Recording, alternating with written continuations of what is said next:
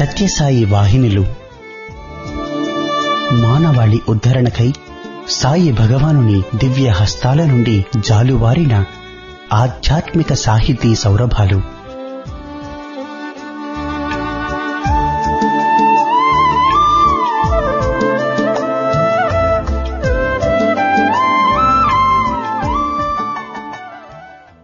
ఓం శ్రీ సాయిరాం. 1958 మహాశివరాత్రి పర్వదినం నాడు భక్తుల ప్రార్థన మేరకు స్వామి స్వయంగా పేరునిస్తూ సనాతన సారథి అనే మాసపత్రికను ప్రారంభించారు. సత్యసాయి భగవానుడే స్వయంగా ప్రేమవాహిని, ధర్మవాహిని, జ్ఞానవాహిని ఇలా 15 వాహినుల పేరిట 26 ఏళ్ల పాటు ప్రతి మాసం వ్యాసాలను సనాతన సారథికి అనుగ్రహించారు. సాయి తత్వబోధ, సాయి ప్రేమ సారం ఈ 15 వాహినులలో నిక్షిప్తమై ఉంది. ఆ వాహినుల పరంపరలోని ఇప్పుడు మీరు వినబోయేది రామకథా రసవాహినిలోంచి ఒక భాగం.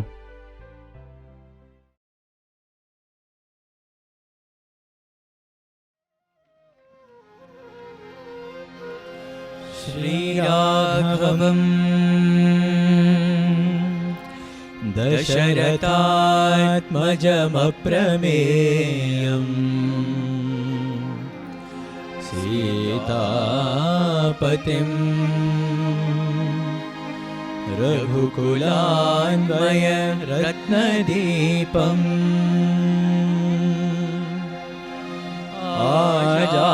ఆజానుబాహం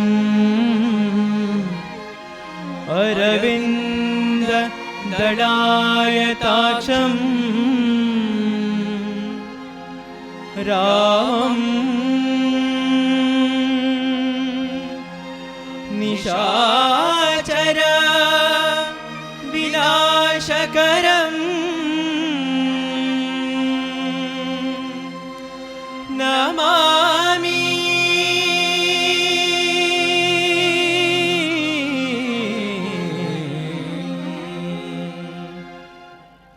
రామకథను వినరయ్యా, రామకథను వినరయ్యా, ఇహ పరసుఖములనొసగే సీతా రామకథను వినరయ్యా. ఓం శ్రీ సాయిరాం. రామకథా రసవాహిని.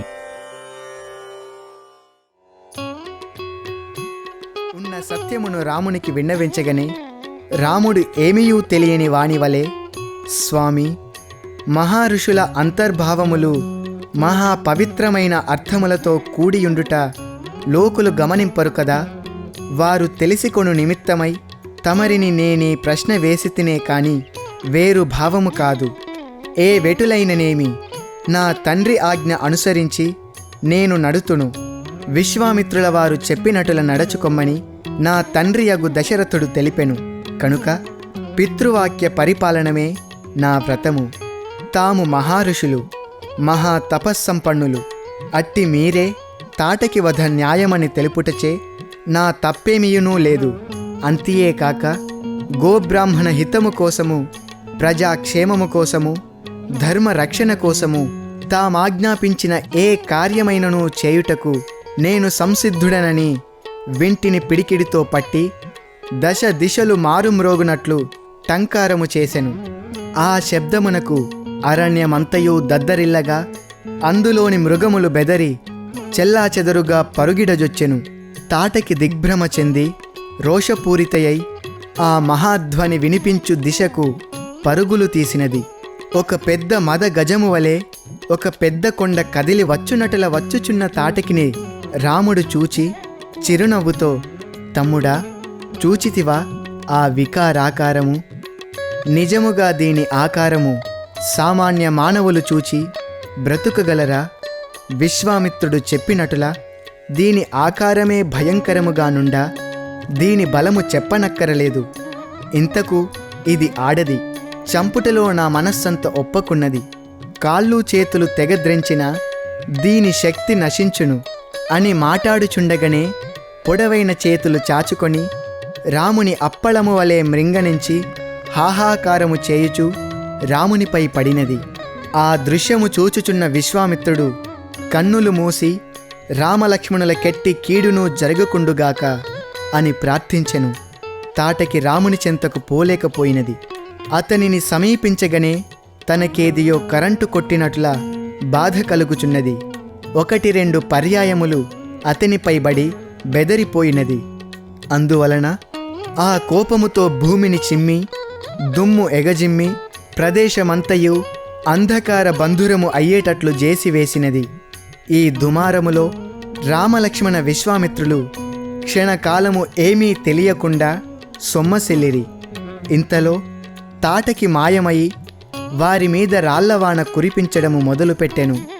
ఈ చర్యలు గమనించి రాముడు ఇట్టి దుర్మార్గమైన రాక్షసిని ప్రాణములతో వదిలిపెట్టుట మంచిది కాదు, ఆడది కదాయని ఎంత జాలి తలచినను దీని చేష్టలు మితిమీరుచున్నవి అని తాటకి సూక్ష్మరూపమున ఎచ్చటున్నదో తెలిసికొని అటువైపునకు అంబును వదలెను. అంత తాటకి తిరిగి వికార రూపమును ధరించి రామునిపై దుముకుచూరాగా రాముడు దాని 2 బాహువులు తెగత్రెంచెను. తన భుజములు తెగిపోవుటచే బాధను భరించలేక రొప్పుచు కేకులు పెట్టుచు క్రింద పడిపోయెను. తక్షణమే లక్ష్మణుడు దాని అంగములు విడివిడిగా ఖండించెను. తాటకి కామరూపిణి కనుక అంతకంతకు చచ్చినట్టుల నటించుచు తిరిగి అనేక రూపములతో అటు ఇటు కనిపించుచు తిరిగి రాళ్ల వర్షము కురిపించుచు ఈ రీతిగా తన సాహసములు ప్రదర్శించెను. ఇంతలో రామలక్ష్మణులు ఏమి చేసినను కొంత బాధలకు గురి కావలసి వచ్చెను. అంత విశ్వామిత్రుడు గమనించి సమయము తప్పినా ప్రమాదము సంభవించవచ్చునని యోచించి, రామా, నీవు ఆలసించకు, ఆడదని దయతలచుటకు ఇది సమయము కాదు, అంగములు తీసినా ప్రయోజనము లేదు, ప్రాణములున్న రాక్షసులెన్ని రూపములైనను దాల్తురు, కాన ప్రాణమునే తీయవలెను, సిద్ధపడుడు అని హెచ్చరించెను. సంధ్యాకాలము సమీపించుచున్నది. దీని మాయలు మరింత పెచ్చు పెరుగును. సూర్యాస్తమయము అయిన తరువాత రాక్షసులతో ఎట్టి వారైనను పోరాడ వీలు కాదు. ఈ లోపుననే దీనిని సంహరించవలెను. లెమ్ము, సిద్ధము కమ్ము అని విశ్వామిత్రుడు రక్షణ మంత్రములు చెప్పుచు హెచ్చరించజొచ్చెను. అప్పుడు రాముడు కూడాను సత్యము విచారించి శబ్దవేధిత్వ జ్ఞానముతో తాటకి ఎక్కడనున్నదో కనిపెట్టి సూటిగానొక తీవ్రమైన బాణమును విడచెను. ఆ బాణము తాటకిని కట్టిపెట్టి కదలనీయక చేసెను. అంత ఆ తాటకి పెద్ద పెద్ద భయంకరమైన శబ్దము చేయుచు నాలుక చాచి రామలక్ష్మణులపై వ్రాల ప్రయత్నించెను.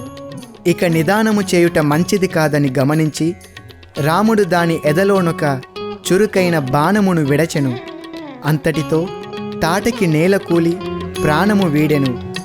ఆ తాటకి క్రింద పడి ప్రాణము వీడు సమయమున అటూ ఇటూ పొరుతున్న బలమునకు పెద్ద పెద్ద వృక్షములు విరిగి నేలకూలినవి. భూమి యొక్క బావి వలె గుంత ఏర్పడెను. చుట్టూ కొన్ని 100 గజములు నేలమట్టమాయెను. కడపటి శ్వాస వీడునప్పుడు చేసిన ధ్వనితో మృగములు బెదిరినవి, కొమ్మలు విరిగినవి.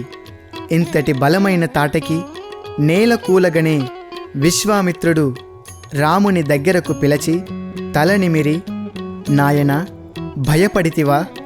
సర్వలోక రక్షకుడవగు నీకు భయమనున్నది కలదా? లోక సంరక్షణలో ఇది ప్రధానమైన పునాది.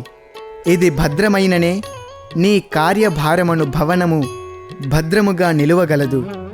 అలసిపోతిరి కాబోలు, సూర్యాస్తమయమైనది. సంధ్యావందనము చేసి కొంత శ్రమ తీర్చుకొనుట మంచిది. రండి అని నదీ తీరమునకు తీసుకొని పోయి, నాయనలారా, ఈ రాత్రి ఇచ్చటనే విశ్రమించి తెల్లవారగనే మనము మన ఆశ్రమమునకు వెళ్ళుదము అని వారలకు అనేక రకములైన కథలను తెలుపుచు వారి శక్తులను వర్ణించుచు రాత్రి కాలము గడిపెను. తెల్లవారినది. ఆచమనము గావించిరి. ఇంతలో విశ్వామిత్రుల వారు చిరునవ్వుతో రామ లక్ష్మణుల చెంత చేరి మందహాసము చేయుచు మృదు మధురమైన మాటలతో, రామా, నీ పరాక్రమమునకు సంతుష్టుడనైతిని.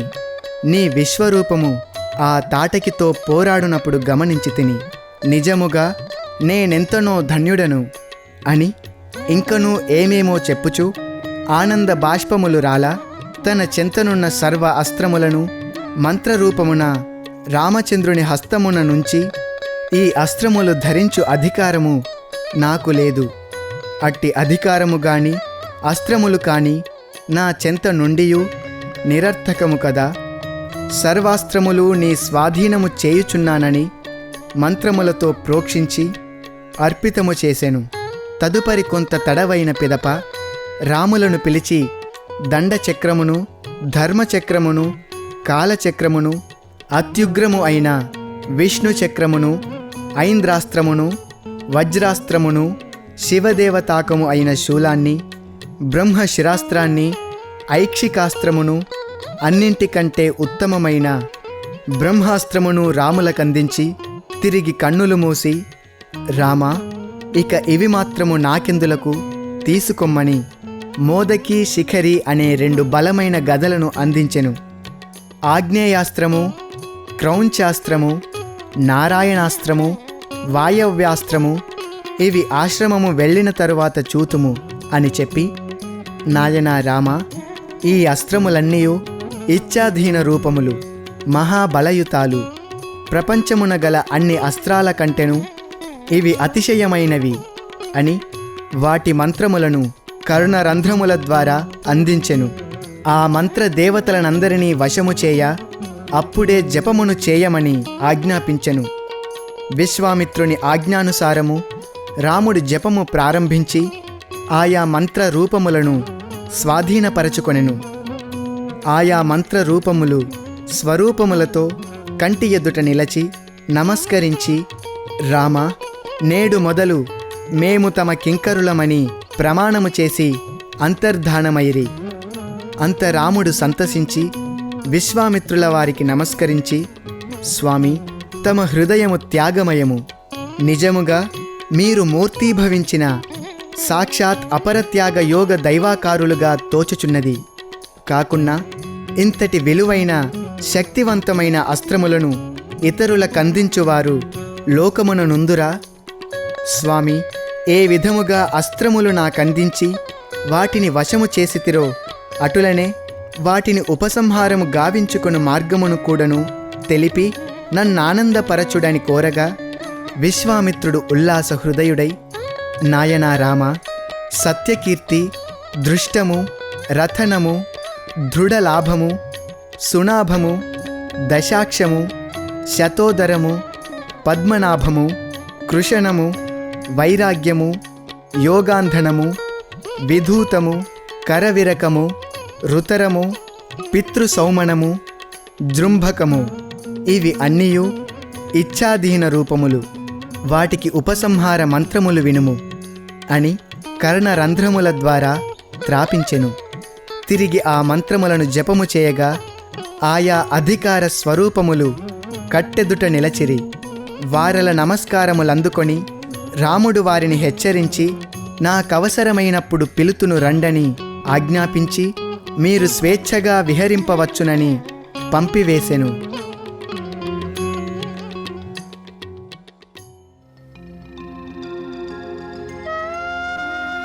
అంత విశ్వామిత్రుడు, నాయనలారా, ఇక మన ప్రయాణమును సాగింతము అన వారు నడువ మొదలెడిరి. కొంత దూరము వెళ్ళగనే ఒక పర్వత ప్రదేశము చేరగలిగిరి. ఆ పరిసరములలో ఒక సుందరోద్యానవనము కనిపించుటే కాక సుగంధము వారలను స్వాగతించినట్టులా చుట్టుకొనెను. భయంకరారణ్యమును దాటి సుందరమైన ఉద్యానవనములు ప్రవేశించుచున్నాము అని ఒకరిలోనొకరు సంతసించి, స్వామి, ఇది ఏదో పుణ్యాశ్రమము వలె కనిపించుచున్నది, ఇది ఎవరిదో సెలవిత్తురా అని రాముడు ప్రశ్నించగనే విశ్వామిత్రుడు, నాయనలారా, ఇది మహామహులైన యోగులు, దేవతలు తమ తమ సంకల్పమును సిద్ధింపచేసుకొనుటకై ఈ ప్రదేశమున నివసించడివారు. కాశ్యపుడు కూడాను ఇక్కడే తపస్సిద్ధిని పొందెను. అందువలననిది సిద్ధాశ్రమమని ప్రసిద్ధిగాంచినది. ఇప్పుడు నేను భక్తి తాత్పర్యములతో ఈ ఆశ్రమములో నివాసము పెట్టుకున్నాను. ఈ ఆశ్రమ పదానికే రాక్షసులు వచ్చి యజ్ఞాన్ని విఘ్నము చేయుచున్నారు. ఈ చోటుననే వారిని సంహారము చేయవలసియున్నది అని చెప్పుచు సిద్ధాశ్రమమున అడుగిడిరి. అంత విశ్వామిత్రుడు రాముని భుజములపై చేయి వేసి, నాయనా, ఈ ఆశ్రమము ఇప్పుడు నాదెట్లైనదో అటులనే నేటి నుండి నీదిగా నిలువగలదు అని ఆనంద బాష్పములతో ఆశ్రమమును ప్రవేశించుచుండగనే సిద్ధాశ్రమ వాసులు అందరూ పరుగిడి వచ్చి పాదములు కడిగి రామలక్ష్మణులకు అర్ఘ్యపాద్యములు ఇచ్చి ముందు పూలు చల్లుచు లోనికి గొంపోయి కొంత ఫలపానీయములనిచ్చి విశ్రాంతి తీసుకొనుటకు ప్రత్యేక వసతులు గలిపించి రామలక్ష్మణులను కోరగా వారు తగినంత విశ్రాంతి తీసుకొని లేచి పాదములను శుద్ధి చేసుకొని విశ్వామిత్రుల వారి దగ్గరకు వచ్చి చేతులు కట్టి నిలిచి, స్వామి, రేపటి నుండియే తమరు యజ్ఞము ప్రారంభించవచ్చును కదా అని ప్రశ్నించగా, సర్వసిద్ధముగానున్న సిద్ధాశ్రమములో సిద్ధము చేయవలసినవేమున్నవి తప్పక తెల్లవారగనే దీక్ష వహింతునని తెలిపి అందుకు తగినవన్నింటినీ ఆశ్రమవాసులతో చెప్పి సిద్ధము చేయమనిరి. తెల్లవారెను. యజ్ఞదీక్షను వహించి విశ్వామిత్రుల వారు సిద్ధమైరి. రామలక్ష్మణులు స్కంద విశాఖుల వలె అంబులు ధరించి వారి దీక్షను వారు తీవ్రమైన సంకల్పముతో పూని నిలిచిరి. యజ్ఞదీక్షను పూనిన విశ్వామిత్రుల వారిని పలుకరించుటకు ఉచితము కాదని ప్రక్కలనున్న మహా ఋషులతో రామలక్ష్మణులు సైగలు చేయుచు రాక్షసులు ఎప్పుడు వత్తురు, ఏ దిశ నుండి వత్తురని వారలను అడుగుచుండెడివారు. అక్కడి వారు చెప్పుటకు వీలు కాదు, రాక్షసులకు కాలభేదమేమాత్రమూ నుండదు, ఏ నిమిషమునందైనను వచ్చి వ్రాలవచ్చును, వారి రాకను చెప్పనెవరితరము అని ఒక్కొక్కరొక విధముగా చెప్పుచుండెడివారు. అట్టి మహారుషుల పలుకులకు సంతసించి ఎప్పటికప్పుడు సిద్ధముగా నుండుటెంతేనియు అవసరమని తలంచి తమ్ముని హెచ్చరించి నలుదిశలా దృష్టిని ప్రసరింపచేయుచు ఏకాగ్రతతో ఏ చిన్న శబ్దము వినిపించినను అది రాక్షస శబ్దమా అన్నట్లు జాగరూకతతో వేచియుండుటను చూచి చేరిన మునులు ఈ పిల్లల ధైర్య సాహసాలకు ఆనందమును ఆశ్చర్యమును పొందుతూ ఉండెడివారు. ఈ రీతిగా 5 అహోరాత్రములు నిద్రపోక ఆ తపోవనమును యజ్ఞశాలను కాపాడుచుండిరి. 6వ దినము పగలు ప్రారంభమైనది. విశ్వామిత్రుల వారు యజ్ఞము యథాప్రకారంగా సమంత్రకముగా సశాస్త్రీయముగా సాగించుచున్నారు. ఋత్విక్కులు వారి వారి పనులలో వారు నిమగ్నులయ్యి దీక్షను సాగించుచున్నారు. ఇంతలో ఆకాశము బ్రద్దలైనట్లా భయంకర శబ్దమొకటి వినిపించెను. దర్భలు, పానపాత్రలు, హోమపాత్రలు, సమిధలు, పూలు, కుంకుమ, అక్షింతలు సహా ఒక్కతూరి అంటుకొన్నవి. భగభగమని మంటలు లేచినవి. వర్షకాలపు మేఘముల వలె అప్పటికప్పుడు మేఘము ఆకాశమున ఆవరించి భయంకరమైన చీకటులు క్రమ్మినవి. ఆ మాయామబ్బులు అమిత వేగముతో పరుగులెత్తుకొని యాగశాల దిశకు వచ్చుచున్నవి. ఆ మేఘముల నుండి భయంకరమైన రక్తవర్షము కురియ మొదలుపెట్టెను. ఆ రక్త ప్రవాహము వేదికపై పడబోవు సమయమున సరిగా మంటలు మరింత అధికమగుచూ వచ్చెను. రామ లక్ష్మణులు అతి జాగ్రత్తగా ఆ రాక్షసుల ఆకారములు ఎక్కడున్నవా అని వెతుకదొడగిరి. రాముడు దివ్యదృష్టితో తిలకించి మారీచ సుబాహువులున్న దిశకు మానశాస్త్రమును వదలెను. అది మారీచుని గుండెలకు తగిలెను. వెంటనే ఆగ్నేయాస్త్రము వదలగనే అది పోయి సుబాహుని గుండెలపై గుచ్చుకొనెను. అంతటితో వదలక ఆ కాయములు ఆ అరణ్యమున కూలిన యజ్ఞము అశుభమగునని తలంచగా ఆ అస్త్రములు 2 మారీచ సుబాహువుల దేహములను 100 యోజనముల దూరము కొట్టివేసి సముద్రమున పడవేయించెను. వారు విలవిలా తిరుగుచు అనేక చేష్టలు చేయుచు సముద్రమున పడిరి, కాని చావలేదు. అంత మారీచ సుబాహుల అనుచరులు అనేక మంది అటూ ఇటూ పరుగెత్తసాగిరి. రాక్షసులు ఎట్టి వారైనను విడుచుట మంచిది కాదు. నేటి అబలత్వమే రేపటి బలముగా మారును. వీరలను కూడాను విడచుట మంచిది కాదు అని లక్ష్మణునికి తెలిపి వారందరినీ సంహరింపజేసెను. ఈ దృశ్యమును కనులారా చూచుచున్న మహర్షులు మహదాశ్చర్య చిత్తులై వీరు సాక్షాత్ పరమశివుని రుద్రభద్రాకారులే అని విశ్వసించి తమలో తాము వారలకు నమస్కరించిరి.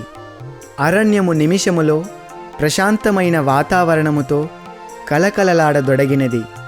విశ్వామిత్ర మహర్షి చెక్కు చెదరక, కట్టు కదలక, వేదిక వీడక తన దీక్షలో తాను నిమగ్నుడై పూర్తి చేసెను. పూర్ణాహుతి అత్యంత వైభవముగా మంగళకరముగా సమాప్తి ఆయను. అంత విశ్వామిత్రుడు చిరునవ్వులతో రామలక్ష్మణుల దగ్గరకు వచ్చి, యశస్సులారా, నా కార్యము దిగ్విజయము గావించితిరి. ఈ సిద్ధాశ్రమ నామమును సార్థకము చేసితిరి. ఇంతియే కాదు, మీ వలన నేను కృతార్థుడనైతిని అని పలికి ఆనంద బాష్పములు రాల్చుచు వారి శిరస్సులను ముద్దిడుకొని ఇరువురి భుజములపై చేతులు వేసుకొని ఆశ్రమములోనికి తీసుకొని వెళ్ళి వారలకు యజ్ఞప్రసాదమును అందించి ఇక చక్కని విశ్రాంతి తీసుకొండని కోరగా, వచ్చిన కార్యము నెరవేరిన ఆనందమే వారికి పెద్ద విశ్రాంతి, ప్రశాంతి కలిగించినది. అయినను మహర్షుల ఆజ్ఞను మీరుట మంచిది కాదని రామలక్ష్మణులు నిశ్చింతగా నిద్రించిరి. వారి నిద్రకెట్టి భంగము కలిగించకుండుటకై అక్కడ కాపలా వారిని పెట్టి వారై వారు మేల్కొను వరకు ఎవ్వరూ నిద్రాభంగము గావింపరాదని ఆజ్ఞయొసగి విశ్వామిత్రుడు మరొక పర్ణశాలకు వెళ్ళెను. అక్కడ ఋత్విక్కులతో, పండితులతో, మునులతో కూడి యజ్ఞ విజయమును గురించి, రామలక్ష్మణుల దైవ శక్తులను గురించి ముచ్చటించుచు వర్ణించుచు ఆనందపడుచుండిరి. ఇంతలో రామలక్ష్మణులు మేల్కాంచి కరచరణములు శుద్ధము చేసుకొని బయటికి వచ్చి ద్వారము దగ్గర కాపలా కాయిచున్న ఋషి శిష్యులను అడుగగా, విశ్వామిత్రుల వారు మీ నిద్రకు భంగము కలుగకూడదని ఆజ్ఞ ఇచ్చి చెంతనేయున్న పర్ణశాలలో మునులతో సంభాషించుచున్నారని తెలుపగానే రామలక్ష్మణులు అచ్చటికి వెళ్ళి విశ్వామిత్రుల వారికి నమస్కరించి చేతులు కట్టి నిలుచుకొని, మహర్షి, ఈ కింకరులు చేయవలసిన పనేమైనను ఇంకనూ మిగిలియుండినా తెలిపిన సంసిద్ధులమనగనే అందులో ఒకరు లేచి నిలుచుకొని, రామా, రాక్షస సంహారముతో సర్వ కార్యములు సఫలీకృతమైనవి. ఇంక మిగిలినవేమున్నవి? విశ్వామిత్రుల వారి చిరకాల వాంఛ ఈడేరినది. ఇంతకంటే మాకు కావలసిన పని వేరొండు లేదు. మీరిరువురు సాక్షాత్ శివశక్తుల ఆకారము కొన్నట్టులా గోచరించుచున్నారు. మీరు సామాన్యులు కారు. మిమ్ములను చూచునట్టి మహద్భాగ్యము కలిగినందుకు మేమందరం అమిత ధన్యులమైతిమి అని అందరూ నమస్కరించుచుండగా, ఇంతలో ఒక ఋషికుమారుడు ఒక తాళపత్రపు కట్టను చేత పట్టుకొని వచ్చి విశ్వామిత్రుల వారికి అందించెను. విశ్వామిత్రులు దానిని విప్పి చూచి దానిని మరొక వృద్ధముని చేతికందించి బిగ్గరగా చదివి చెప్పమనెను. అందులో పరమ ధర్మిష్టమైన మహాయాగము చేయుచున్నట్లును తాము శిష్య బృందములతో ఆ యాగమునకు తప్పక విచ్చేయవలననియు ప్రార్థించినట్టుల చదువగనే అందరూ శుభము శుభము అని ఆశీర్వదించిరి. అంతలో విశ్వామిత్రుడు, నాయనా, ఇప్పుడు అరణ్యమున స్వేచ్ఛా సంచారము చేయవచ్చును కనుక ఆశ్రమవాసులనందరినీ తోడ్కొని రేపే నేను మిథిలాపురానికి వెళ్ళ సంకల్పించితిని అని తెలుపగనే రాముడు, స్వామి, మహదానందము. తమ రాజ్ఞ ఇచ్చిన మా వలన కావలసిన పనులేమియూ ఇక లేనందున మేము కూడాను రేపు తెల్లవారగనే అయోధ్యకు వెళ్ళివత్తుమని సెలవు గోరెను.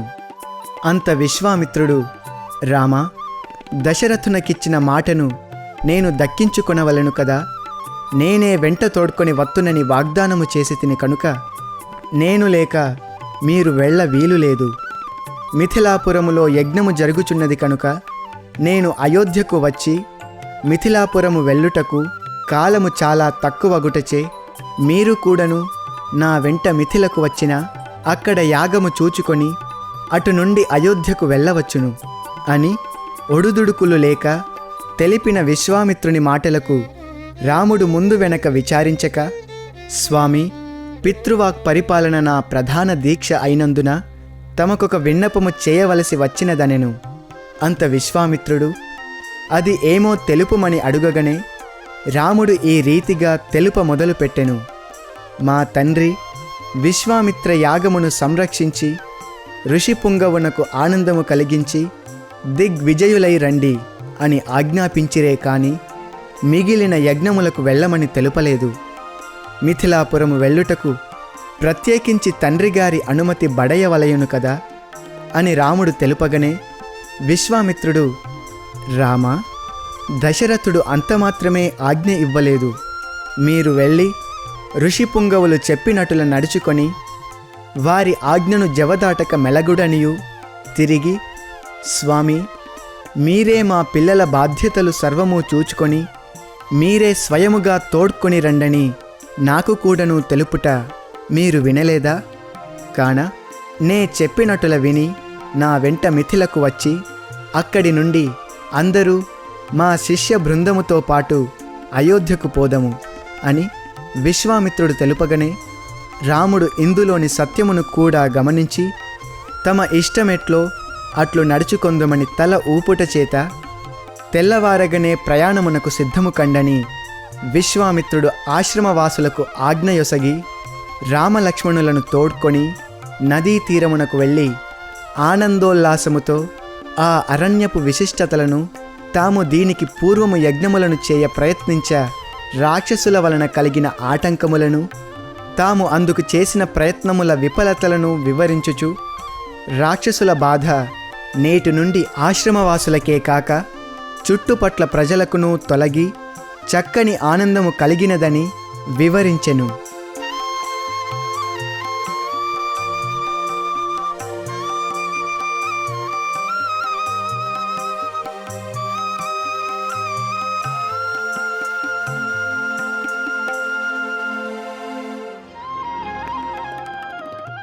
ఆరు. సీతా స్వయంవరము. అది ప్రశాంతమైన వాతావరణము. మెత్తని ఇసుక తిన్నెలపై విశ్వామిత్రుల వారు రామలక్ష్మణులను చెంత కూర్చొనబెట్టుకొని మిథిలాపురమున జనకుడు చేయు యాగము యొక్క విశిష్టతను తెలుపుచుండెను.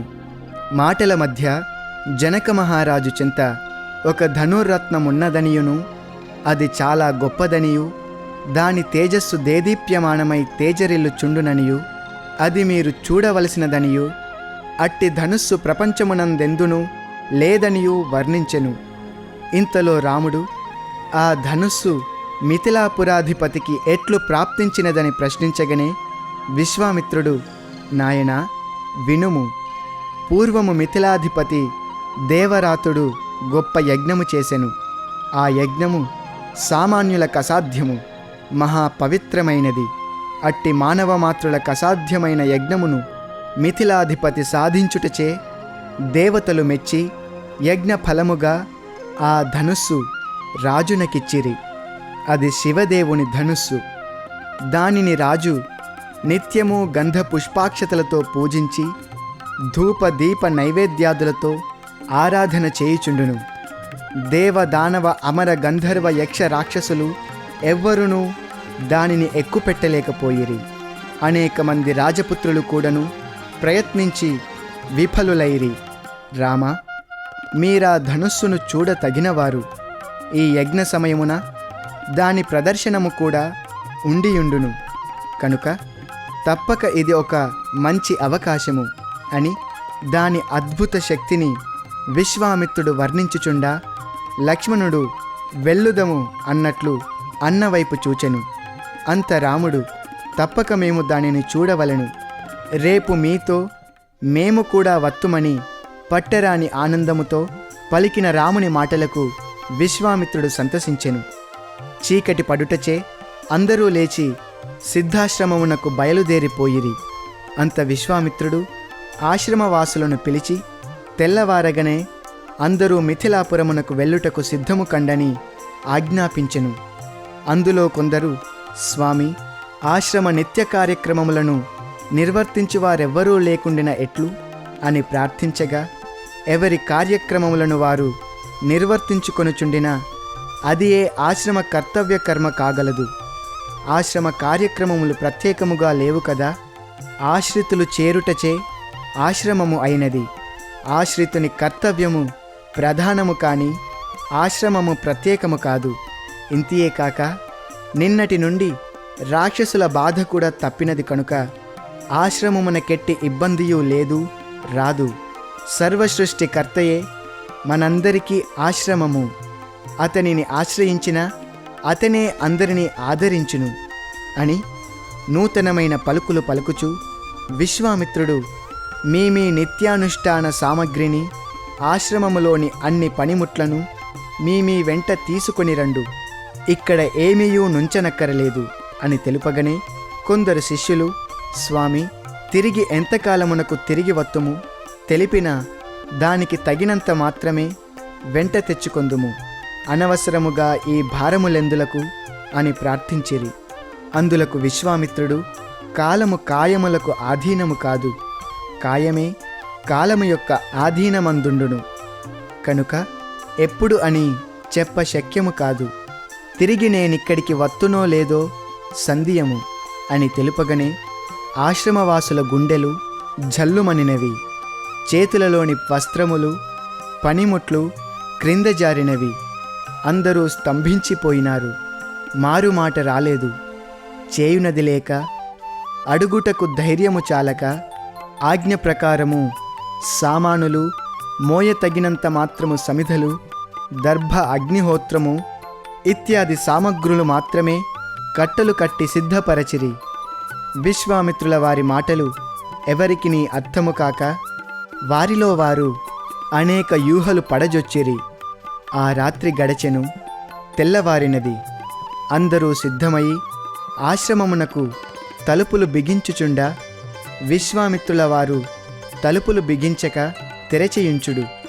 ఇది మనది కాదు, ఎవ్వరు వచ్చినను ప్రవేశించవచ్చును, సర్వవేళలా సర్వులకు స్వాగతించినట్లుండవలెను. నేటితో మనకును ఈ ఆశ్రమమునకు సంబంధము తీరినది అని వెలుపలకు వచ్చి, వనదేవతలారా, మీరిక సుఖముగా వర్ధిల్లుడు, నా కార్యసిద్ధి గావించిన మీకివే కృతజ్ఞతాభివందనములు. రాక్షసుల బాధ కూడాను తీరినది. మీరిక సుఖముగా పుత్రపౌత్రాభివృద్ధిగాంచి శాంతించుడు. నేను సిద్ధాశ్రమము వదిలిపెట్టి పోవుచున్నాను. ఉత్తరోత్తర నేను గంగానదికి ఉత్తరాననున్న హిమాలయ పర్వత ప్రాంతమున వసింప సంకల్పించి తిని అని వనదేవతలకు తెలిపి నమస్కరించి రామలక్ష్మణులతోనూ సిద్ధాశ్రమవాసులగు మహామునులతోనూ బయలుదేరెను. ఈ విషయము తెలుసుకొని ఆశ్రమవాసులు విచారము వీడి, మాకు విశ్వామిత్రుల వారెక్కడున్నా అక్కడుండుటే ప్రధానము కాని వనములు, ఆశ్రమములు ప్రధానము ఆధారము కావని సంతసించి హిమాలయ పర్వత ప్రాంతము తమకు వాసయోగ్యమని భావించి వారు కూడాను వనదేవతలకు ఆశ్రమమునకు నమస్కరించి బయలుదేరిరి.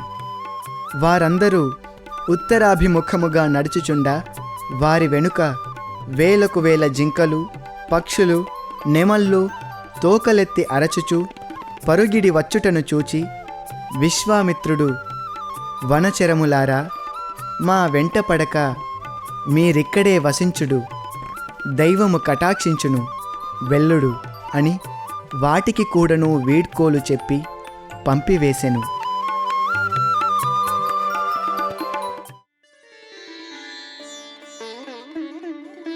ఆనాడు ప్రయాణము సాగించి రాత్రికి శోణాకూలము చేరుకొనిరి.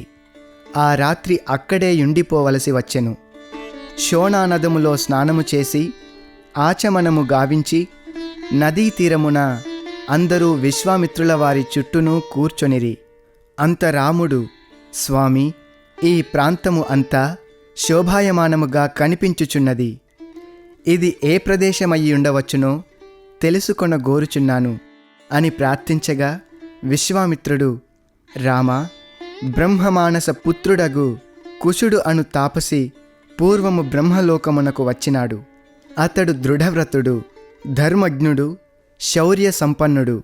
అతడు మహాకులీన అయిన విదర్భ రాజపుత్రిని పెండ్లి ఆడెను. వారిరువురు ధర్మార్థ కామ మోక్ష చతుర్విధ పురుషార్థములందు నియమము తప్పక నడచుకొనుచుండిరి. ఇట్లుండా వారలకు కుశాంబుడు, కుశనాభుడు, అధూర్త రజకుడు, వసువు అను నలుగురు పుత్రులు పుట్టిరి. వారు నలుగురు తండ్రితో సరిసమానముగా సద్గుణములు అలవరుచుకొని అమిత తేజోవంతులై, పరమ ధార్మికులై, సత్యసంధులై, క్షత్రియ ధర్మమును అవలంబించుచుండిరి.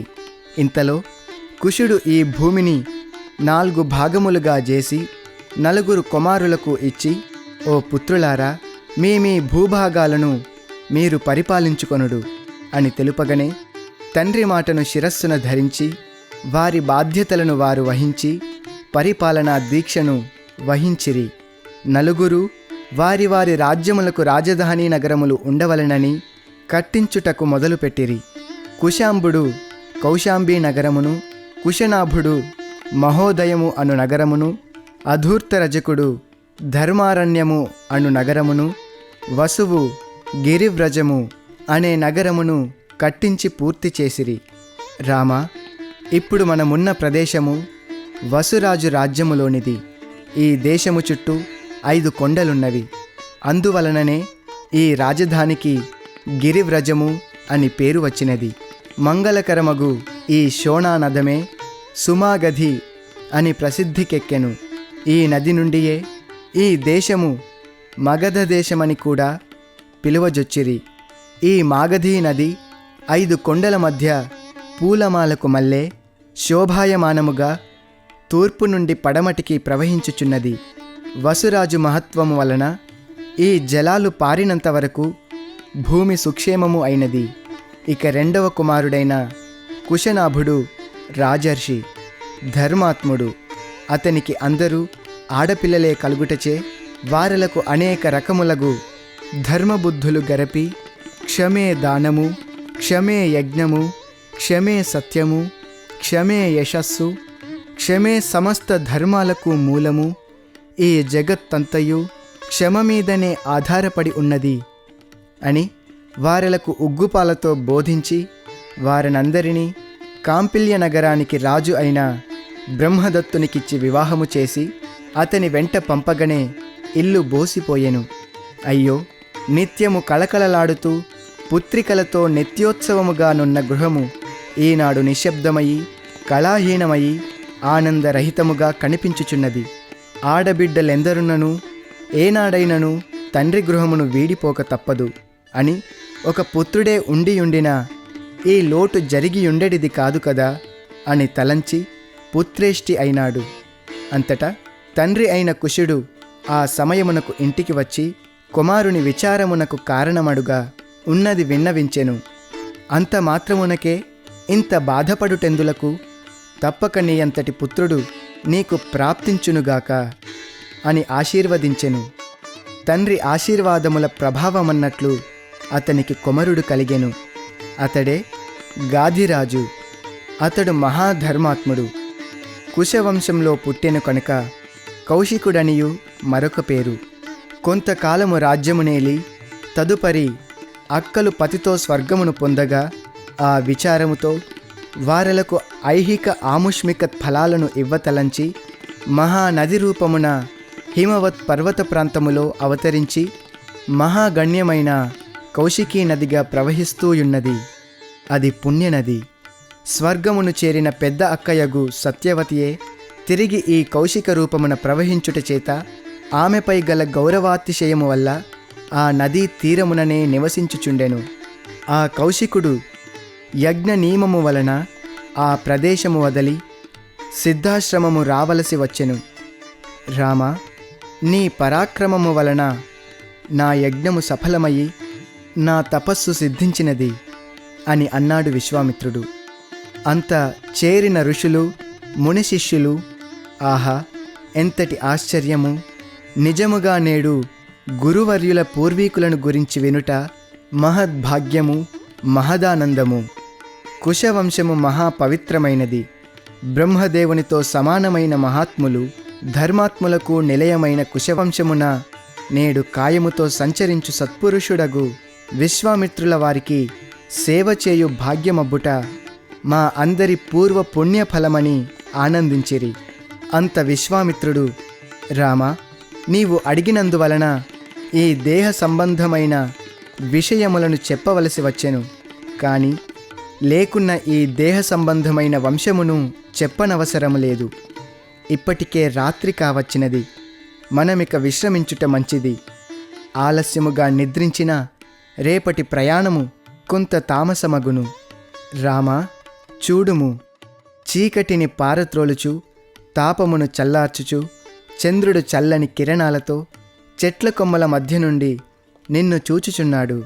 ఇక వెళ్ళి పవళించుడు అని తాను కూడా మెత్తని గరికపై తలవాల్చెను.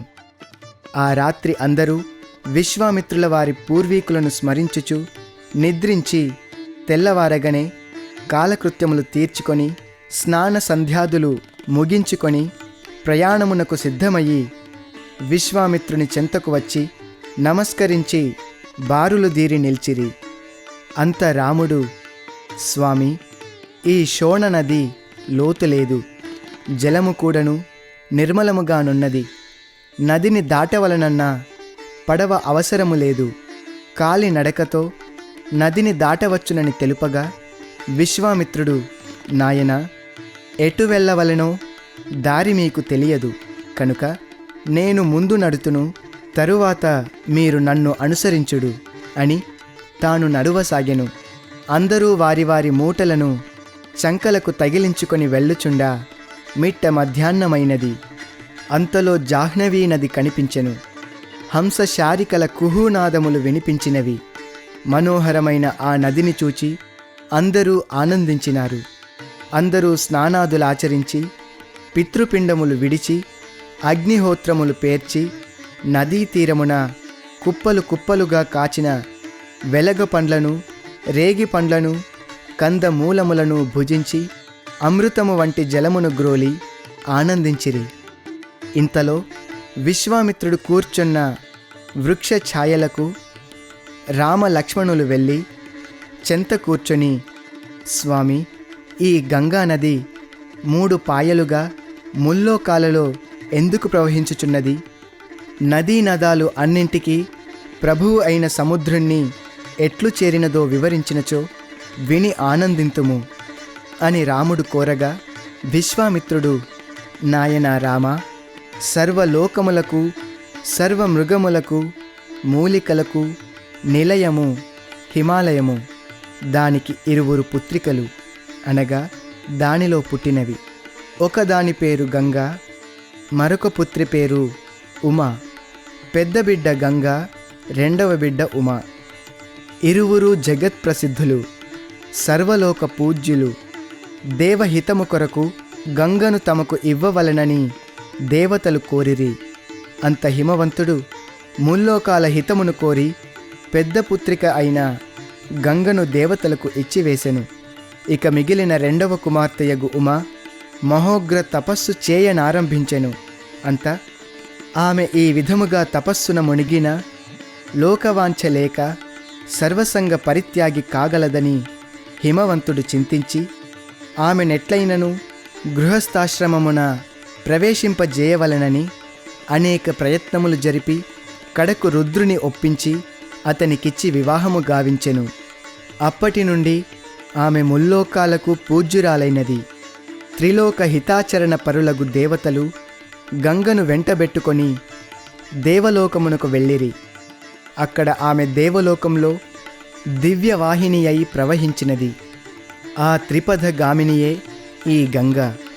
విశ్వామిత్ర మహర్షి రామ లక్ష్మణులతో కొందరు శిష్య బృందముతో తమ పూర్వపు చరిత్రలను, స్థల మహాత్మ్యములను, రాజుల వృత్తాంతములను రేయింబవలు తెలుపుతూ మిథిలాపురికి పయనము చేయుచుండెను.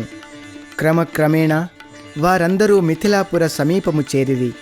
ఆ సాయంత్రము స్నాన సంధ్యాదులు ముగించుకొని గంగానది ఇసుక తిన్నెలపై ప్రసన్న హృదయుడై విశ్వామిత్ర మహర్షి ఆసీనుడాయెను.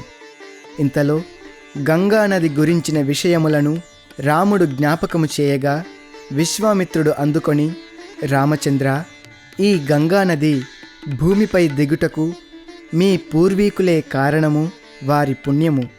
భూమిపై పుట్టిన మానవులు అందులో స్నానసంధ్యాదులు ఆచరించి పునీతులగుచున్నారు. గంగానది పరమ పవిత్ర వాహిని, జన్మరాహిత్యమొనర్చు అమృత జలరూపిణి. శివుని జటాజూటమే ఆమె నివాసస్థానము. అందుచే ఈమె మంగళకరిణి, శుభదాయిని అని అనేక రీతుల గంగను కొనియాడుచున్న విశ్వామిత్రుని చూచి ఆశ్చర్యమున రామచంద్రుడు, స్వామి, ఇంతటి అద్భుత ప్రవాహమును మా పూర్వీకులు ఏ విధమైన శక్తియుక్తులతో ఈ భూలోకమునకు గొని వచ్చిరో విపులముగా తెలిపిన విషయమును తెలుసుకొని ఆనందింతును అని అతి వినయమున అడుగగా విశ్వామిత్రుడు, రామా, వినుము. పూర్వము అయోధ్యా నగరమును సగరుడను చక్రవర్తి పరిపాలించుచుండెను. అతను ధార్మికుడు, మహాపరాక్రమవంతుడు. అతని గుణగణములకు మెచ్చి విదర్భదేశపు రాజు కేశిని అను తన ప్రేమ పుత్రికను ఇచ్చి వివాహము గావించెను. ఆమె కూడాను ధర్మిష్టి, సత్య సంభాషిణి. అయితే ఎంతకాలమైనను వారలకు సంతానము కలుగనందున వంశాభివృద్ధిని ఆశించి కేశిని అనుమతిని గూడను బడసి సగరుడు అరిష్టనేమి కూతురైన సుమతి అను ఒక సుందర సుమకోమల కన్యను రెండవ వివాహమాడెను. ఆమె కూడాను సంతానవతి కానందున ఇక లాభము లేదని భగవంతుని కటాక్షమును బడయగోరి ఇద్దరు భార్యలతో కూడి సగరుడు హిమవత్ పర్వతములో భృగు మహర్షి వసించు సెలయేటి గట్టుపై చేరి తీవ్రమైన తపస్సు చేయ మొదలిడెను. అక్కడ అతడు చాలా కాలము తపస్సు చేసెను.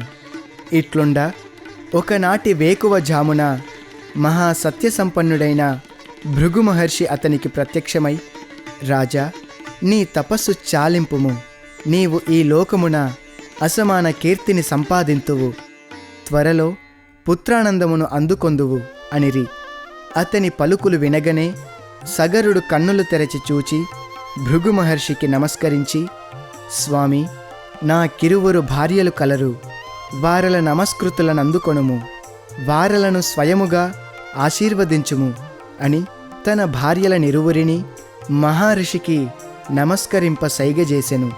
అంత పెద్ద భార్య అయిన కేశిని భక్తి శ్రద్ధలతో స్తోత్రము చేయుచు శిరస్సు వంచి నమస్కరించగా, అమ్మా, నీకు వంశవర్ధనుడు అయ్యే ఒక్క కుమారుడు కావలెనా?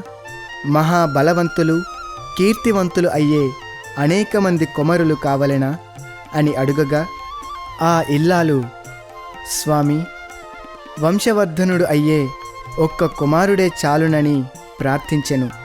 అందులకు భృగువు తథాస్తు అని ఆశీర్వదించి రెండవ సతి అయిన సుమతి నమస్కరించగా ఆమెను అట్టి ప్రశ్న వేయగా ఆమె మహాబలవంతులు కీర్తివంతులు అయ్యే అధిక కుమారులు కావలెనని కోరెను. ఆమెకు అటులనే అయ్యెదరని ఆశీర్వదించి అంతర్ధానమాయెను. రామచంద్ర, భృగు మహర్షి అమోఘమైన ఆశీర్వాదములను అందుకొని సగరుడు భార్యలతో తమ పట్టణమును చేరుకొనెను. వరమును మనసున చింతించుచు కాలము గడుపుచుండా కొన్ని నెలలకు ఇరువురు భార్యలు గర్భములు దాల్చిరి. క్రమముగా నవమాసములు జరిగిన తరువాత కేశినికి ఒక పుత్రుడును సుమతికి అనేక మంది పుత్రులు పుట్టిరి. దినములు గడిచిన కొలది ఆ పిల్లలు పెరిగి పెద్దవారగుచు తోడి పిల్లలతో ఆడుతూ పాడుతూ పెరుగుతూ బయట తిరుగాడజొచ్చిరి. సగరుని జ్యేష్ఠపుత్రుడగు అశ్వమంజుడు అయోధ్యలోని చిన్న చిన్న పిల్లలను ఆడుకొనుటకు సరయూ నది ఇసుక తిన్నెలపైకి గొనిపోయి అక్కడ వారలను సరయూ నదిలో పడత్రోసి ఆ ఊరి పిల్లలు మునిగిపోవుటను చూచి తాను గట్టిగా నవ్వుచుండెడివాడు. ఈ రీతిగా ఊరి పిల్లలను అందరినీ క్రమముగా చంపుచు మహాఘోరమైన పనులు చేయుచు కడకు పరమ దుర్మార్గుడను పేరును అందుకొనెను. అంత యుక్త వయస్సు రాగానే సగరుడు తమ పిల్లలందరికీ తగిన కన్నెలను తెచ్చి వివాహము చేసెను. అయినను అశ్వమంజుడు తన పాపపు పనులను మానక అయోధ్యావాసులకు అనేక దుఃఖములు కల్పించుచుండెను. ఇట్లుండ అయోధ్యావాసులు ఒకనాడు సగరుని చేరి తమ బాధలను అతని జ్యేష్ఠపుత్రుడు సలుపు దుర్మార్గపు వృత్తులు తెలిపి గోలగా ఏడువసాగిరి. తన కుమారుడను ప్రేమను త్యజించి నిర్దయుడై వెంటనే అశ్వమంజుని రాజ్యము విడిచి కానలకేగమని సగరుడు ఆజ్ఞ వేసెను. అప్పటికి అశ్వమంజునికి ఒక కుమారుడు కలిగెను.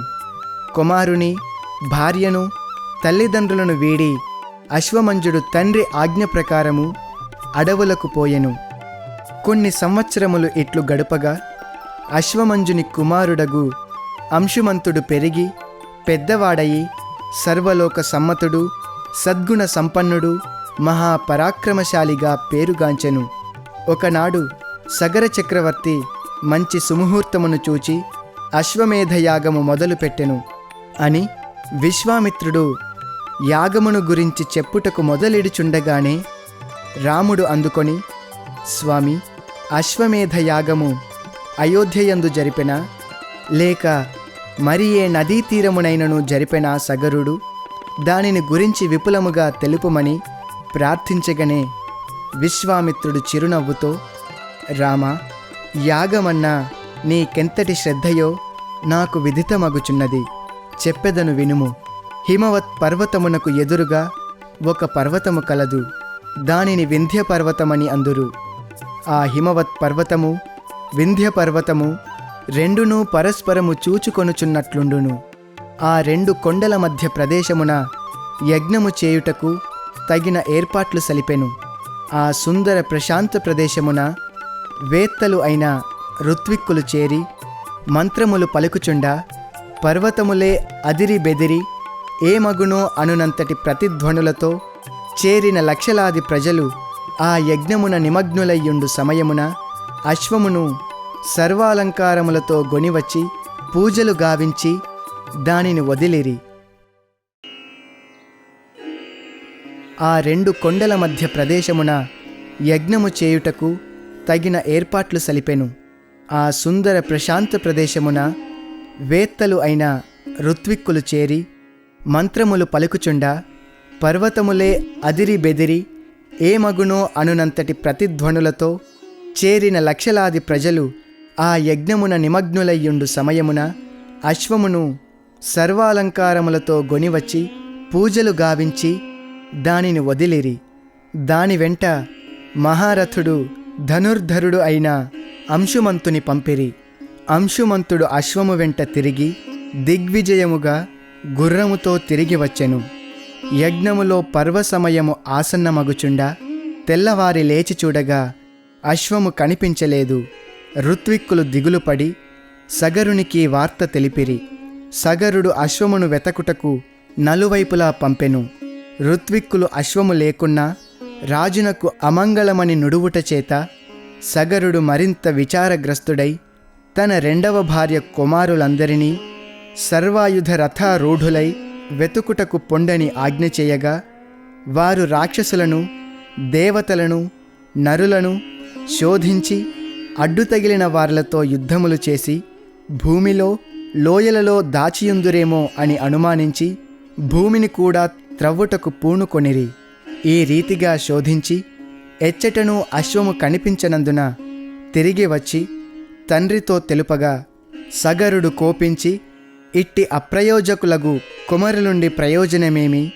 గుర్రము లేక వట్టి చేతులతో వచ్చిన మీ ముఖములు చూడనని గర్జించి తిరిగి వెళ్ళి వెతికి గుర్రము చిక్కు వరకును నన్ను చూచుటకు వీలుండదని తెలుపగా సాగరులు తండ్రి మాటలతో రోషపూరిత హృదయులై మహా తీవ్ర పరిశోధనలు సలుపుచూ వెళ్ళిరి.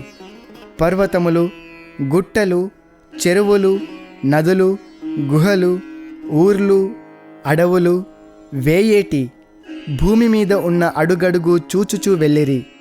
అట్లు వెతుకుచూ వెళ్ళగా ఒక ప్రదేశమున మహామునిగా ధ్యాననిష్ఠుడైన ఒక వ్యక్తిని చూచిరి. అతనికి సమీపమునే గరికను మేయుచున్న యజ్ఞాశ్వమును చూచిరి. అశ్వమును చూచినంతనే పట్టశక్యము కాని ఆనందమును, మునిని చూచి భరించలేని కోపమును రెండునూ ఒకదాని వెనుక ఒకటి వారలను ఉన్మత్తులను చేసెను. ఆ క్రోధముతో బుద్ధులు బెండుబారెను. సాగరులు పలుగులు పైకెత్తి, ఓ దుర్బుద్ధి, నీ వెందులకు మా అశ్వమును దొంగలించితివి అని అతనిపై కురికిరి.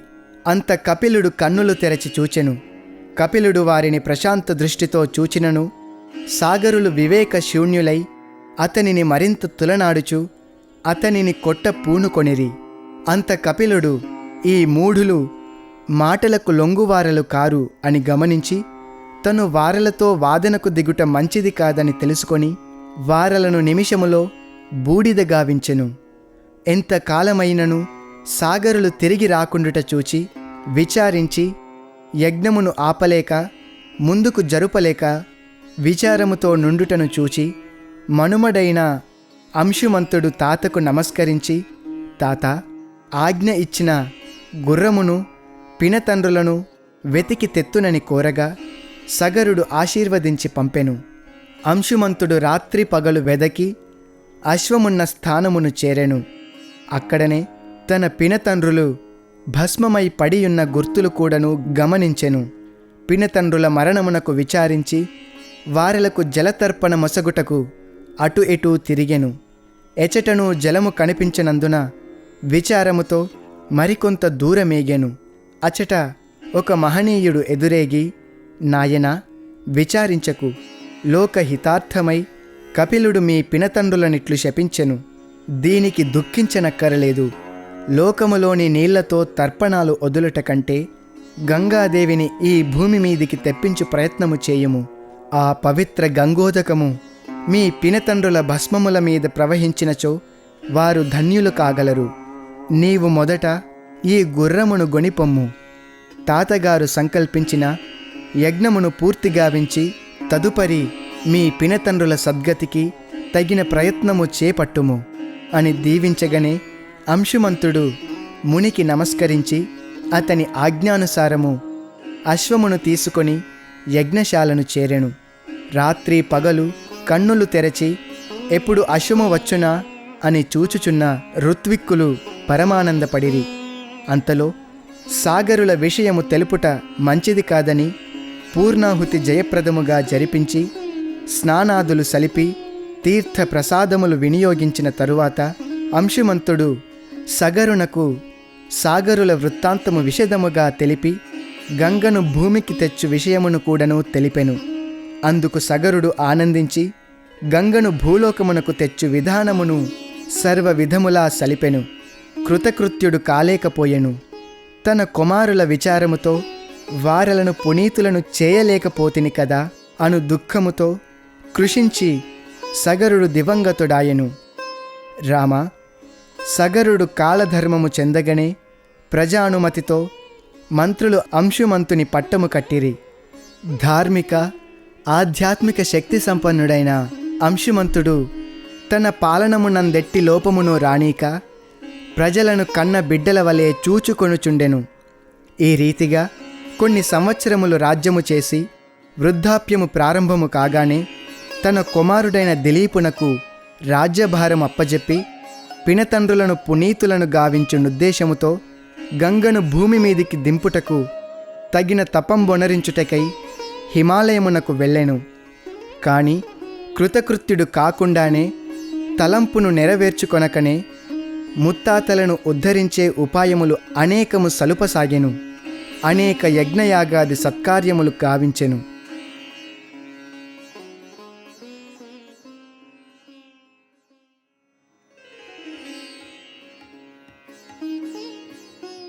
తండ్రి ఆశయము తీర్చలేని వాడినైతినను విచారముతో కడకొక రోగిగా మారిపోయెను. శరీర మనోబలములు సన్నగిల్లగనే తన కుమారుడైన భగీరథునకు రాజ్యాభిషేకము చేసి తన ఆశయమును నెరవేర్చమని అతనికి బోధించి గంగను భూమికి గొనివచ్చుటే తన ప్రధాన ఆశయమని నొక్కి చెప్పి కడకు ప్రాణములు వీడెను. భగీరథుడు తేజోవంతుడు. తండ్రి ఆశను పూర్తి చేతునని వాగ్దానము చేసెను. రాజ్యమును అతి జాగ్రత్తతో పరిపాలించుచుండెను. ఎంత కాలమైనను భగీరథునకు సంతానము కలుగనందున తాను కూడాను విచారమగ్నుడై సంతానము లేని కొరత ఒకవైపునను, గంగను భూమిపైకి గొనితెత్తునన్న తండ్రికిచ్చిన వాగ్దానము మరొక వైపునను అతనిని బాధించుచుండా సమయమును గమనించి రాజ్యపాలనము మంత్రులకప్పజెప్పి గోకర్ణ క్షేత్రమునకు వెళ్ళి మండు టెండలో మాసమునకొక పూట మాత్రమే ఆహారము తీసుకొని జితేంద్రియుడై ఘోర తపమాచరించెను.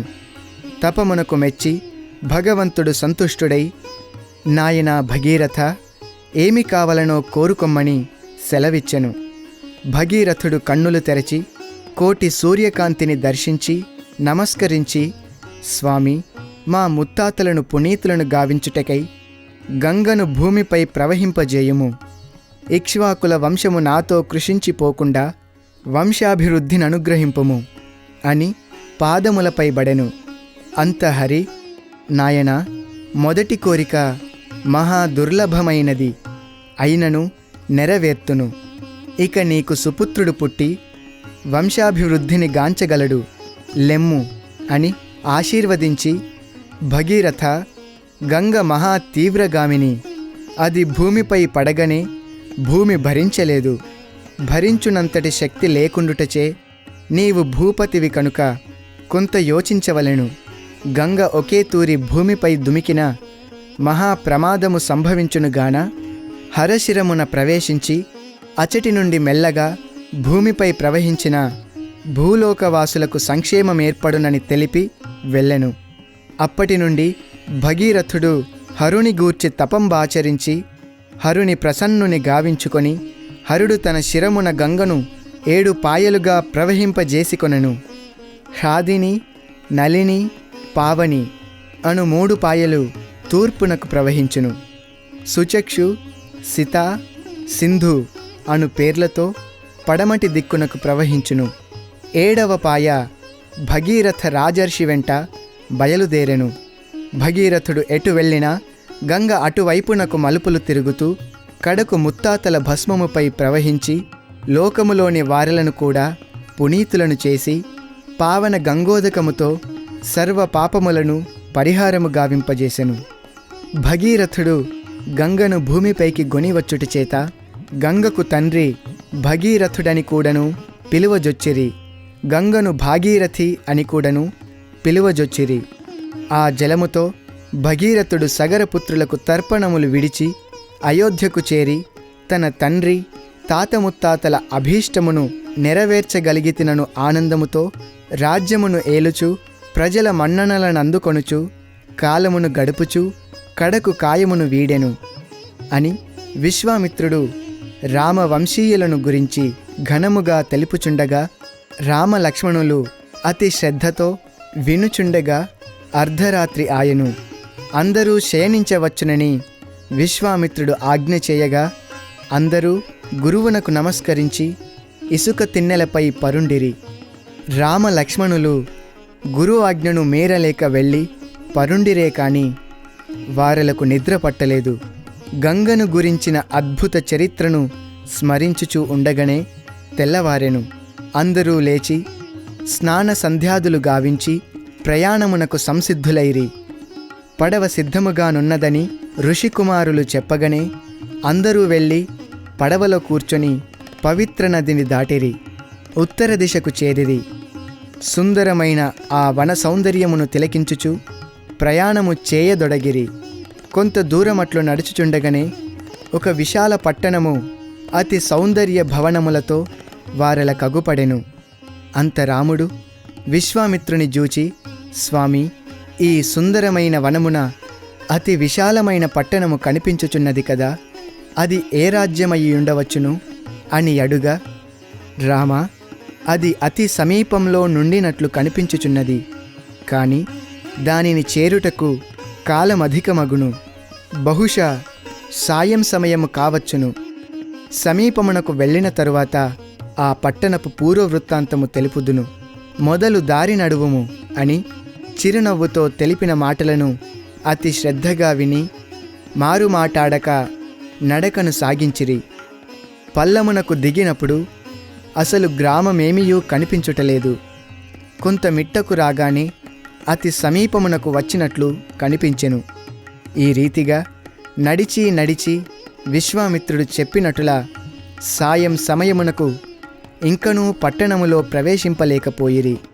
ఎటులనో సంధ్యాకాలమునకు సమీపమునకు చేరి స్నాన సంధ్యాదులు ఆచరించి విశాలమైన ప్రదేశమున గుమిగూడి విశ్రాంతి తీసుకొను సమయమున రాముడు ప్రశ్నించెను, స్వామి, సమీపమును చేరితిమి కదా, పురవృత్తాంతము వివరింతురా అని ప్రార్థించగా విశ్వామిత్రుడు, నాయనా, నేను కూడా దానినే తలంచుచుంటిని. మనసెరిగిన వాడవనుట నాకు తెలిసియు మాయ మధ్య మధ్య అట్లు వికార మార్గమున పడద్రోయును. మనసు స్వాధీనమందుంచుట అందరికీ సాధ్యము కాదు. నాబోటి వారికే దానిని వశమునందుంచుకొనుట అసాధ్యముగా ఉన్నది. ఇక సామాన్యుల సంగతి చెప్పనవసరము లేదు. పురవృత్తాంతము నీవు మరచితివేమోనని తలంచుచుండగనే తిరిగి నీవు దానిని గురించి ప్రశ్నించుట సర్వజ్ఞుడవనుటకు వేరు ప్రమాణమెందుకు? రామ, పూర్వము కశ్యపునకు అదితి, దితి అను ఇరువురు సతులుండిరి. వారిలో దితిపుత్రులు మహాబలవంతులు, అదితిపుత్రులు మహాధార్మికులుగా నుండి దినదిన ప్రవర్తమానులై పెరుగుచుండిరి. వారలను చూచి తల్లిదండ్రులు అమితానందము నొందుచుండిరి. ఒకనాడు అదితిపుత్రులు దితిపుత్రులు ఇరువురు గుంపుగా చేరి వార్ధక్యము, మృతి, అనారోగ్యములు లేకుండా ఉండవలెనన్న దానికి ఉపాయమేమి అని తర్కించుకొనిరి. కడకు పాలకడలిని చిలికిన అందులో అమృతము పుట్టుననియు, ఆ అమృతమును త్రాగిన జరామరణములు లేకుండుననియు వారు నిశ్చయించుకొని మందర పర్వతమును కవ్వముగను వాసుకి అను సర్పమును త్రాడుగను చేసుకొని క్షీరసముద్రమును చిలుకుటకు మొదలుపెట్టిరి. అట్లు చాలా కాలము మధించగా వాసుకి మొగము నుండి విషపు బిందువులు కార మొదలుపెట్టెను. అంత వాసుకి బాధను సహించుకొనలేక మహాక్రోధముతో పర్వతమునందలి రాళ్లను కరువ మొదలిడెను. దాని నుండి కారు విషబిందువులు మంటలుగా కనిపించెను. అంత దితిపుత్రులు ఈ విష జ్వాలలకు మండిపోదుమేమో అను భయముతో దైవమును ప్రార్థించిరి. అంత విష్ణువు ప్రత్యక్షమై నిలిచెను. అంత దితిపుత్రులు, స్వామి, దీనిని భరించలేము, రక్షించమని కోరగా హరుడుగా మారి, నాయనలారా, దేవతలకు అగ్రజుడనగుటచే క్షీరసముద్రమున మొట్టమొదట పుట్టిన దానిని అగ్ర నైవేద్యముగా భావించి స్వీకరింతునని తెలిపి నిదానము చేయక హాలాహలమును త్రాగెను. అంత దితి అదితి పుత్రులు నిర్భయులై తిరిగి మందర పర్వతమును చిలుక మొదలుపెట్టిరి. కవ్వముగానున్న మందర పర్వతము సముద్రములో మునిగిపోజొచ్చెను. ఇది గమనించి తిరిగి దైవమును ప్రార్థించిరి. అంత విష్ణుమూర్తి వారలకు సాక్షాత్కరించి, నాయనలారా, దిగులొందకుడు అని అభయమిచ్చి తాను తాబేలు రూపము ధరించి పాలసముద్రమున చేరి మందరగిరి క్రింది భాగమున తన వీపును ఆనించెను. కశ్యప పుత్రులు సంతసించి విష్ణువును అనేక విధముల స్తుతించిరి. అంత పాలకడలి నుండి దండ కమండలధారి అయి ధన్వంతరి పుట్టెను. దితి అదితి పుత్రులు ఆశ్చర్యముగా చూచుచుండగనే ఒక విధమగు రసముద్భవించెను. క్రమక్రమముగా ఆ రసము కూడాను గోళాకారము ధరించి క్షణములో పగిలెను. అందులో నుండి మహావర్చస్వినులు అనేక మంది బయలుదేరిరి. అట్లు వచ్చిన వారిలో అందరూ కన్నెపడుచులే. రసము నుండి పుట్టుట చేత వారలు అప్సరసలు అను పేరుతో పిలువబడిరి. వారు దితిపుత్రులను అదితిపుత్రులను పెండ్లాడ అనేక విధముల ప్రార్థించ ప్రయత్నించిరి. కాని వారెవ్వరూ అంగీకరించనందున వారు స్వేచ్ఛావిహారులైరి. అంతటా పాలసముద్రము నుండి వరుణుని కూతురగు వారుని సురను తీసుకొని బయటకు వచ్చెను. అంత దితిపుత్రులు ఆ సురను పుచ్చుకొనుటకంగీకరింపలేదు. అదితిపుత్రులు ఆ సురను పుచ్చుకొనిరి. సురను పుచ్చుకొన్నవారు సురులు, సురను పుచ్చుకొనని వారు అసురులు అయిరి. ఆ పాలసముద్రము నుండి చివరికి అమృతము ఉద్భవించెను. ఆ అమృతమును అందుకొనుటకై దితిపుత్రులు అదితిపుత్రులు పోట్లాడుకొనుటకు సిద్ధమైరి. కడకు అదితిపుత్రులు దితిపుత్రులను అనేక మందిని చంపిరి. కులక్షయము అయ్యే అంతటి పోరాటముగా మారెను. ఆ యుద్ధమునకు లోకములే దద్దరిల్లినవి. భయాందోళనలు వ్యాపించెను. అంతా విష్ణువు సుందరమైన స్త్రీ వేషమును ధరించి అందరినీ మోహమున ముంచి అమృతమును అంతర్ధానము చేసెను. దితిపుత్రులందరూ హతమైపోయిరి. ఈ దుఃఖవార్త తెలియగనే దితి మహాప్రళయము సంభవించునటులా దిగులొంది ఘోరముగా ఏడ్వసాగెను. కశ్యపుడెంత ఓదార్చినను ఆమె దుఃఖము శమింపదాయే. ఎటులో కశ్యపుడు మంచి మాటలతో బోధనలు సలిపి కొంత శాంతపరచెను. దితి దుఃఖమును లోలోన మ్రింగుచు పతిని చేరి, నాథ, ఇది న్యాయమా? ఇరువురూ మీ పుత్రులే కదా. కడకు నన్ను పుత్రులు లేని దానినిగా చేసితిరే. నా గతి ఇంతేనా? ఒక పుత్రుడైనను మిగిలి రాలేదే. అల్పాయుష్కులకు అనేక కొడుకులు కంటే చిరంజీవి అయిన ఒక్క కొడుకుండినా చాలుగదా అని గొల్లున ఏడ్వగా కశ్యపుడు ఓదార్చి, సతీ, దీర్ఘాయుష్కుడగు పుత్రుడు కావలెనని తపస్సు చేయుము. నిష్ప్రయోజనమైన దుఃఖమును మరచిపొమ్ము అని ఆదేశించగా తత్క్షణమే భర్తకు నమస్కరించి ఇంద్రుని జయించునంతటి పుత్రుడు ప్రాప్తించవలెనని తపమునకు బయలుదేరెను. అంత కశ్యపుడు, దితి, తపస్సన్నా సామాన్యము కాదు. చివరకు శుచిగా వ్రతనిష్టను వీడక సలిపిన దైవము తప్పక ఫలించునటులా అనుగ్రహించును. శుచి దీక్ష అత్యవసరము. వాటిలో ఎట్టి లోటు రానియక చూచుకొమ్ము, వెళ్ళిరమ్ము అని ఆజ్ఞ చేసెను.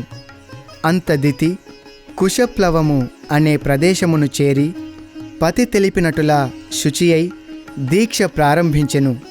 ఇంతలో దేవేంద్రుడు ఆమె వ్రతనిష్టను పరీక్షింపగోరి వెంటనే పరిచారకుని వలె బయలుదేరెను. దితి వ్రతము ఫలించెను. దైవానుగ్రహముచే గర్భము దాల్చెను. దినములు నెలలు గడిచెను. మిట్ట మధ్యాహ్నమున కొంత అలసి నిద్ర పట్టినట్టుల సూచనలు కలుగగనే దితి నిద్ర పారవశ్యమున తలాపిన కాళ్ళు, కాళ్ళ కట్టున తల పెట్టుకొని తల వెరియపోసుకొని నిద్రించెను. అంత దేవేంద్రుడు తపోనిష్టకు శుచికి భంగము కలుగుటను గమనించి యోగశక్తితో ఆమె గర్భముననున్న పిండమును ముక్కలుగా చేసెను. అంత పిండములో నుండి రోదన వినిపించుచుండా మారుదహ అనుచు ఇంద్రుడు ఊరడించుచుండెను. మారుదహ అంటే ఏడువకు అని అర్థము. దితి బాధచే మేల్కాంచి చూడగా రక్తము స్రవించుచుండుటను చూచి విలపింపపూనెను. అప్పుడు ఇంద్రుడు హస్తములు జోడించి, అమ్మా, క్షమింపుము, వ్రతనిష్టాభంగము గావించితివి. తల విరియపోసుకొని కాళ్ళ తట్టున తల పెట్టుకొని నిదురించితివి. అందువలన వ్రతనిష్టకు శుచిభంగము కలిగినది. శత్రువు సందు దొరికినప్పుడు ఊరకుండున నన్ను సంహరించు వానిని నీ గర్భమున నేను మాత్రము ధర్మవిరుద్ధముగా సంహరించలేదు. వ్రతనిష్టకు శుచి ప్రధానమన్న విషయము నీకు తెలియను. అది విరుద్ధముగా మారుటచే సమయమును గమనించి నా రక్షణ నేనుగా చూచుకొనుటలో తప్పు లేకుండుటచే అట్లు చేసి తిని గర్భము 7 ముక్కలుగా మారెను. కనుక వారు దేవతల వలె 7 మరుద్గణాలుగా నుండునట్లా గావింతునని వరమిచ్చి వెళ్ళెను. రామ, ఇంద్రుడు దితి ఇరువురునకు ఈ విధమైన ఒప్పందము జరుపుకొన్న పవిత్ర స్థలమే ఈ స్థలము. ఇక్కడే ఇక్ష్వాకుకును ఆలంబు సాదేవికిన్ని ఒక కుమారుడు పుట్టెను. అతడే విశాలుడు. ఆ విశాలుడు నిర్మించిన దేశమే ఈ విశాల దేశము. విశాలునికి హేమచంద్రుడు పుట్టెను. అతడు మహాబలవంతుడు. అతనికి సుచంద్రుడు పుట్టెను. అనగా విశాలుని మనుమడు సుచంద్రుడు. సుచంద్రుడు పెరిగి పెద్దవాడై వివాహమాడెను. అతనికి ధూమ్రాశ్వుడును, ధూమ్రాశ్వునికి సృంజయుడును, ఆ సృంజయునికి సహదేవుడును పుట్టిరి. సహదేవుడు శ్రీమంతుడు, మహాధార్మికుడు, బలశాలి. అతని పరిపాలన చాలా కాలము జరిగెను. అతనికి కుశాశ్వుడు అను కుమారుడు కలిగెను. అతని కుమారుడే సోమదత్తుడు. సోమదత్తునకు కాకుత్సుడు పుట్టెను. ఆ పరాక్రమశాలి పుత్రుడే సుమతి. ఇప్పుడు ఈ విశాల పట్టణమును పరిపాలించునతడే సుమతి. ఇతడు మహాగుణశాలి, దేవతలతో సమానుడు. రామ, ఈనాడు ఈ విశాల పట్టణమున సుఖముగా శయనించి రేపటి దినమున జనక మహారాజు పట్టణమునకు పయనమగుదుము అని తెలుపగా అందరూ ఆనందించిరి. ఇంతలో విశ్వామిత్ర మహర్షి తమ పట్టణ ప్రాంతమునకు వచ్చినట్టులా దూతలచే తెలిసికొని సుమతి తమ పరివారముతో పురోహితులతో వెళ్ళి విశ్వామిత్రుల వారిని తమ గ్రామములో ప్రవేశించి రాజభవనమును పవిత్రము చేయమని ప్రార్థించెను. విశ్వామిత్రుడు కూడాను ఆనందించి కుశల ప్రశ్నలు చేసెను. ఇరువురు కొంత తడవు పురక్షేమములు మాట్లాడిన తరువాత రామలక్ష్మణులను చూచి సుమతి, ఈ సింహపు పిల్లలెవరయ్యుందురు అని విశ్వామిత్రుల వారిని ప్రశ్నించెను. అందులకు విశ్వామిత్రుడు, సుమతి, అది గొప్ప చరిత్ర, సమయము లేదు, భవనమునకు వెళ్ళిన తరువాత వివరింతును అని తెలిపి తమ వెంట వచ్చిన ఋషి శిష్యులను రామ లక్ష్మణులను విశాల పట్టణమునకు బయలుదేరుడని తెలిపి తాను కూడాను లేచి సుమతితో కబుర్లు అడుగుచూ నడువదొడగెను. పురములో ప్రవేశించగనే మంగళవాద్యములు మ్రోగెను. బ్రాహ్మణులు స్వస్తివాచకములు పలికిరి. విశాలపురి రాజభవనమును వారు ప్రవేశించిరి. ఆనాడు సుమతి గావించిన విందును ఆరగించి అక్కడ చేరిన పండితులతోనూ బంధుమిత్రులతోనూ రామలక్ష్మణులను గూర్చి సిద్ధాశ్రమములో తాను గావించిన యజ్ఞమును గూర్చి దానిని రక్షించిన విధానమును గూర్చి విశ్వామిత్రుడు విపులముగా తెలుపగా ఆశ్చర్యకరమైన శక్తి సామర్థ్యములు గల బాలల చరిత్రను విని చేరిన వారలు అమితానందముతో రామలక్ష్మణుల వైపు జూచుచు సాక్షాత్కరించిన నరనారాయణుల అన్నట్లు భావించి అందరూ నమస్కరించిరి. అప్పటికే ప్రొద్దు కావచ్చుట చేత విశ్వామిత్రులకు నమస్కరించి రామలక్ష్మణులు విశ్రాంతి తీసుకొనుటకై వారికి ప్రత్యేకముగా అమర్చిన విడిది గృహమునకు వెళ్ళిరి.